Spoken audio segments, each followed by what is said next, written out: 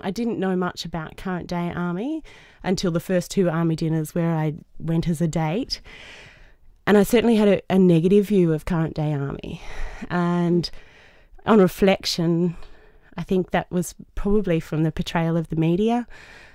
I thought that a lot of people in the ADF were uneducated, that it was a job because they couldn't do another job, that it was, you know, a kind of like a last choice, and that was somewhere where they'd be safe and be able to have a livelihood and structure and that sort of thing. I didn't realise there were so many highly educated,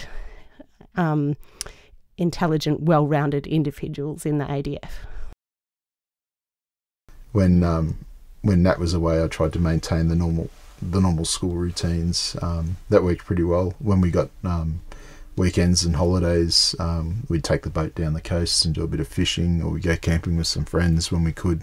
So everything that we would have done as a complete family unit, we tried to do when Nat was away. And I think Nat tried to do similar things.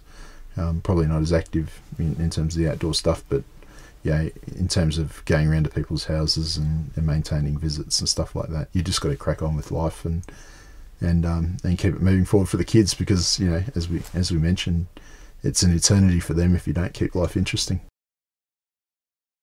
Because you haven't been there, there's so much, I suppose, they feel that you won't understand or can't understand, or maybe can't share, and there's a lot they can't share, so everything's then out of context.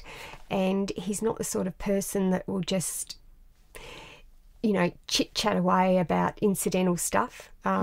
So yeah, he doesn't talk about it a lot. It's usually me asking him about things, and usually what I have to do is I have to listen in on conversations that he has with his mates. That's where I learn the most.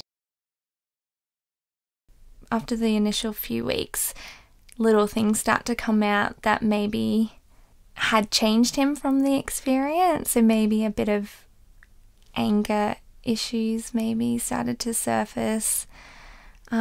He had trouble being in crowds for a while because of what he'd been through in Afghanistan, so there were definitely issues that we had to work through. I wanted to be there for him, but some of the stories he told me were quite shocking in a way, so it's really hard to know what to say to someone who's been through something that you'll never experience.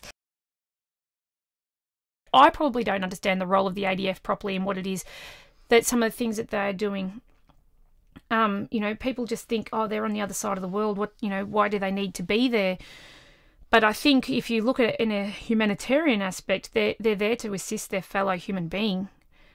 You know, if we had to live under such conditions as some of the people that we're there to assist, would we want the assistance of those from other nations? I think if we don't look at it as such a simplistic view, but rather a holistic view, that we're there assisting our fellow human being, then maybe it might be a little bit different. I'm not sure. It's unfortunate that certain things happen as a result and while people are there, and that people could actually do that to each other, but ultimately they have a job, and a really important one, to do. The battlefield extends beyond its borders to home and back. Apart from sons and daughter, father fights for memory, for rights of all to go home. Will he return? Assured by firm fidelity, by knowing if he could be near, he is. Unshaken by the news, so near to touch me, by listening to the closer source of truth, return? He will. Then body lands, and eyes so blue but blistered, beg for mundane, surrounded solitude, waiting for the waking dreams and fire to cease. He will return. A month of grounding, earth, and thoughts of heaven assisting, foreshadow of fun returning. He's still there somewhere. He will return.